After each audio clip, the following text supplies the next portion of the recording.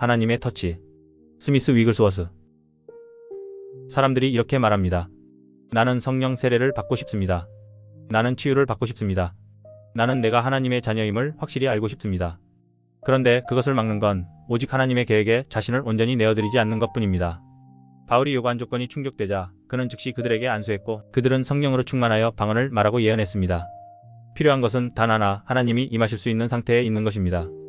오늘 하나님이 가장 원하시는 것은 순종입니다. 계속해서 하나님께 자신을 내어드리기 시작하면 당신의 삶에 대한 하나님의 계획이 실행됩니다. 그리고 당신은 그 놀라운 자리, 곧 가나안의 열매를 먹는 자리로 들어가게 됩니다. 나는 확신합니다. 바울도 그 사람들도 모두 하나님의 질서 안에 있었습니다. 바울은 즉시 아시아 전역을 향한 사명을 받았습니다. 형제 자매들이여, 중요한 것은 하나님의 부르심입니다. 바울은 하나님의 부르심 가운데 있었습니다. 또 하나님이 오늘 누군가의 마음을 순종으로 흔들어 깨우신다고 믿습니다. 그것이 중국일 수도, 인도일 수도, 아프리카일 수도 있습니다. 그러나 하나님이 찾으시는 건 순종입니다. 주여, 제가 무엇을 하기를 원하십니까? 하나님은 바울의 손을 통해 특별한 기적을 행하셨습니다. 그의 몸에서 손수건이나 앞치마를 가져다가 병든 자에게 얹으면 병이 떠나고 악한 영들이 나갔습니다. 오늘 하나님이 마음껏 역사하실 수 있다면 누군가의 사역이 시작될 것입니다. 항상 그렇습니다. 온전히 내어드리는 순간 사역은 시작됩니다. 바울은 많은 사람을 감옥에 가두던 사람이었습니다. 그러나 하나님은 바울을 철저히 꺾으시고 온전히 순복하게 하셔서 그가 외치게 하셨습니다. 주여, 제가 무엇을 하기를 원하십니까? 바울은 예수 그리스도의 종이 되기로 선택했습니다. 사랑하는 여러분, 오늘 하나님이 여러분의 삶에서 뜻을 이루시도록 내어드리시겠습니까? 하나님은 바울에게 이렇게 말씀하셨습니다. 내 이름을 위하여 그가 얼마나 고난을 받아야 할 것을 내가 그에게 보이리라. 그러나 바울은 그 모든 고난이 훨씬 더 크고 영원한 영광을 이루는 것임을 알았습니다. 하나님의 터치를 받으러 온 여러분, 그분을 따르시겠습니까? 순종하시겠습니까? 탕자가 돌아왔을 때 아버지는 살진 송아지를 잡아 잔치를 열었습니다. 그러자 큰아들이 화를 내며 말했습니다.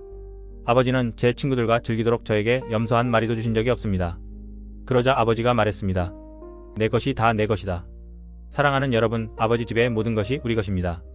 그러나 그것은 오직 순종을 통해서만 주어집니다. 하나님이 우리를 신뢰하실 때 우리는 아무것도 부족함이 없게 됩니다. 하나님은 바울의 손을 통해 특별한 기적을 행하셨습니다. 그의 몸에서 나온 손수건이 병든 자에게 가서 병이 떠나고 귀신이 나갔습니다. 그것은 그가 만지고 보낸 순간 하나님이 역사하셨기 때문입니다. 그것이 참으로 놀랍지 않습니까? 저는 우리가 지금 손수건에 안수하고 기도한 후 그것들을 아주 거룩하게 다루어야 한다고 믿습니다. 믿음으로 고통받는 자에게 가져간다면 그것이 생명을 가져다 줄 것입니다. 심지어 그것을 믿음으로 가지고 다니는 것만으로도 여러분의 몸이 변화될 수 있습니다. 어느 날 한 여인이 저에게 와서 말했습니다. 목사님, 제 남편은 저에게 너무 큰 고통입니다. 돈이 생기면 술을 마시고 일을 못하며 술에 취해 집으로 옵니다. 하지만 저는 그를 너무 사랑합니다. 어떻게 해야 할까요? 저는 말했습니다. 나라면 남편이 밤에 잠들었을 때 그의 머리맡에 손수건을 두겠습니다. 아무 말도 하지 말고 살아있는 믿음을 가지세요. 우리는 예수 이름으로 손수건에 기름을 부어 기도했고 그녀는 그것을 남편 머리맡에 두었습니다. 다음날 아침 남편은 출근길에 맥주 한 잔을 주문했습니다. 그러나 한 모금 마시려다 무언가 이상하다고 느끼고 내려놓고 나갔습니다. 또 다른 술집에 가서도 똑같이 했습니다. 그는 맨정신으로 집에 돌아왔고 아내는 놀라워하며 그의 이야기를 들었습니다. 그 순간이 그의 인생의 전환점이었습니다.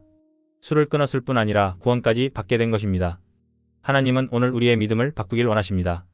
그것은 애쓰고 발버둥쳐서 얻는 것이 아닙니다. 아버지 자신이 여러분을 사랑하십니다. 그분은 친히 우리의 연약함을 짊어지시고 우리의 질병을 담당하셨습니다. 수고하고 무거운 짐 진 자들아, 다 내게로 오라. 내가 너희를 쉬게 하리라. 혹시 오늘 바울처럼 계속해서 자신을 내어드려서 하나님께 완전히 붙들릴 수 있는 사람이 있습니까? 그때 여러분의 몸에서 능력이 흘러나가 병든 자를 고칠 것입니다. 그것은 그리스도의 능력입니다. 손수건에 어떤 마법이 있는 것이 아닙니다. 믿음으로 안수하는 그 사람의 믿음과 그 믿음을 통한 하나님의 능력이 역사하는 것입니다. 오늘 우리는 이 살아있는 믿음을 붙잡을 수 있습니다. 예수의 보혈은 결코 그 능력을 잃지 않았습니다. 우리가 예수께 가까이 갈수록 놀라운 일들이 일어납니다. 여러분이 권능을 원한다면 잘못된 방식으로 생각하지 마십시오. 방언을 한다고 해서 또는 계시를 받았다고 해서 그것이 권능이 아닙니다. 병든 자에게 안수해 나았다고 해서 그것이 권능이 아닙니다. 주의 성령이 내게 임하셨으니 오직 이것이 권능입니다. 속지 마십시오. 성령이 여러분 위에 임하셨음을 아는 자리로 들어가야 합니다. 그때 성령의 사역이 여러분 안에서 일어나고 그분의 능력이 나타나며 사람들이 주를 믿게 될 것입니다. 무엇이 사람들로 하여금 하나님의 약속을 믿게 합니까? 사랑하는 여러분, 하나님은 여러분이 섬기는 영이 되길 원하십니다. 그것은 곧 다른 권능으로 입혀지는 것입니다. 그 권능이 임하면 우리는 그것이 임했음을 알고 그것이 흘러나감을 압니다. 예수의 세례는 우리를 하나님의 영광만 바라보는 자리로 이끌어야 합니다. 그 외의 모든 것은 시간과 에너지의 낭비입니다. 우리는 그곳에 이룰 수 있습니다. 그것은 높은 목표지만 가능합니다. 방법은 이것입니다. 주여, 제가 무엇을 하기를 원하십니까? 하나님의 부르심에 완전한 헌신, 완전한 순종입니다. 한 젊은 러시아 청년이 영국에 왔습니다. 그는 영어를 몰랐지만 금세 배워서 하나님께 크게 쓰임 받았습니다. 하나님의 놀라운 능력이 나타나자 사람들은 그의 비밀을 알고 싶어 했습니다.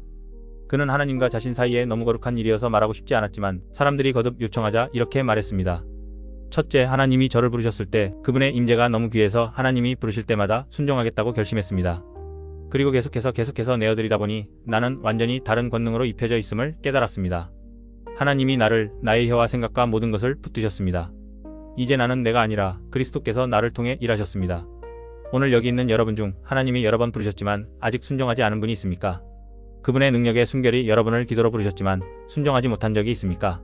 성령은 여러분을 통해 예수님을 나타내고자 하십니다. 여러분이 결코 이전과 같지 않기를 바랍니다.